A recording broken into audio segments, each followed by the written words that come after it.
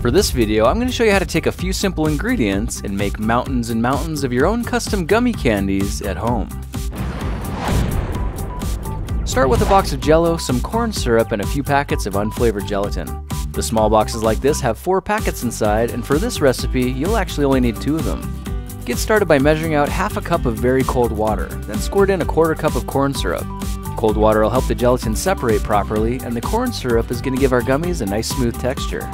Now we need the corn syrup fully dissolved, so give it a good stirring until the water turns completely clear. Then go ahead and pour the sugary liquid into a pot, but don't turn on the stove just yet. I'll show you what happens if you do in just a minute.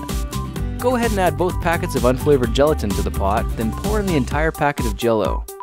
Now it's going to take a minute or 2 for the gelatin to absorb into the water, but take your time and be patient so you don't make a mess, and keep stirring it slowly until you can see all the gelatin is mixed in.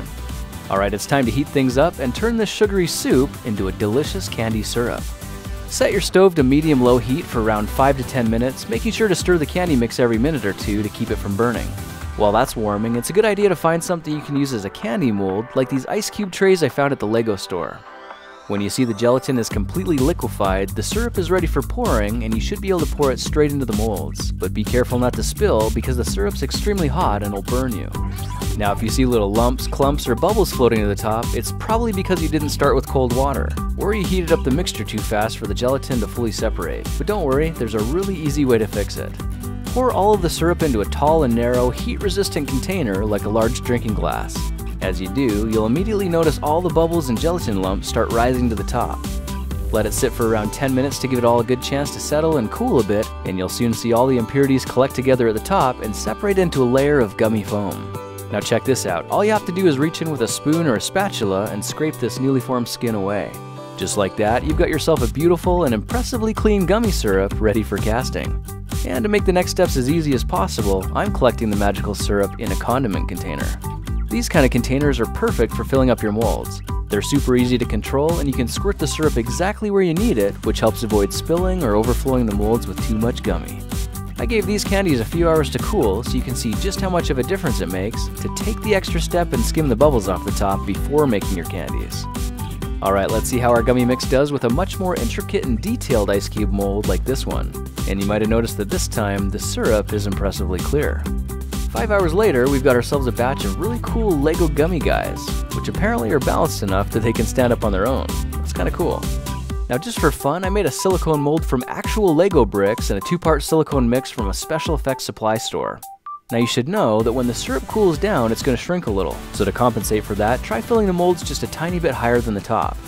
For one finishing touch, I got a clean Lego base plate and brushed it lightly with vegetable oil, then carefully placed it down on top of the mold.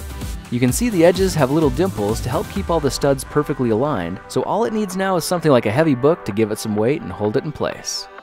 I let these ones cool on the counter for around 6 hours, and you can see that if we carefully remove the base plate now, our little Lego gummies have small divots on the bottom, which means they're connectable. Let's take one of the bricks out of the mold and take a good look up close.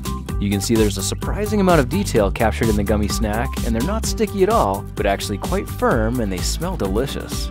You probably also noticed they're completely transparent, which puts their level of awesomeness on a completely different scale. Alright, let's take this idea to the next level with different colors and different flavors. I tripled the recipes and made 7 different batches, then let them cool overnight so they'd all be crystal clear. Now if you try doing this yourself, you might find that getting them out of the cups is pretty tricky. When you do get them out though, you'll have a gob of gummy that's way too big to eat on its own, but that's okay because what we're really after here is the white layer of gummy foam at the top. Now if you're really careful, you can use something like a kitchen knife to slowly trim the top layer off, which will leave you with a huge chunk of gummy goodness. And these transparent gummy blocks can be remelted on medium-low heat and molded into any shape you want. I made a candy mountain of Lego gummy bricks in all kinds of colors, shapes, and sizes, and if you look closely, you can even see some little gummy guys in there as well. In keeping with the Lego theme, I went back to the store and picked up a bunch of containers just so I could have a unique place to store my custom candies. Now you could keep all your Lego gummies separate, but I ended up mixing all mine together and filling the containers with all kinds of random pieces. How awesome is that? The best part is, if you snap on the lid and keep them in the fridge, they can stay good for up to a month. Now since the gummies are interlocking, you might be wondering if you can build things with them as well. The answer is yes, as long as you can resist the temptation to snack on them first. For one last experiment, try finding a handful of chewable vitamin C tablets and powderize them in a blender for about 30 seconds. I used 8 tablets or 4,000 milligrams for this batch, and when you mix the powder into the gummy syrup, you've just made your candies vitamin C enriched. Of course, these are a slightly healthier version, but more importantly, it gives them a slightly sour taste, making them even more delicious and extremely addictive. Well, now you know how to use a few simple ingredients to make a bucket full of colorful Lego gummies that are stackable, snackable, and fun to share. By the way, you don't have to make your gummies into Legos. You can actually make anything you can think of. I converted some of my leftover syrup into an assortment of AA, AAA, and D-cell batteries. Well, that's it for now. If you like this project, perhaps you'll like some of my others. Check them out at thekingofrandom.com. Hey guys, I hope you learned something new or at least saw something you liked. Thank you so much for watching and sharing my videos. That is exactly why you are the best. Now, if you're in the mood to see another project video, just click here to go back one or here to go forward. You can also see some of my other favorite projects by clicking on any of these. If clicking the screen isn't working, just look down in the description. I've put all the links down there as well, including links to some of my favorite playlists. Thanks again for watching, sharing, and supporting my videos, and I will see you in the next one. Talk to you then.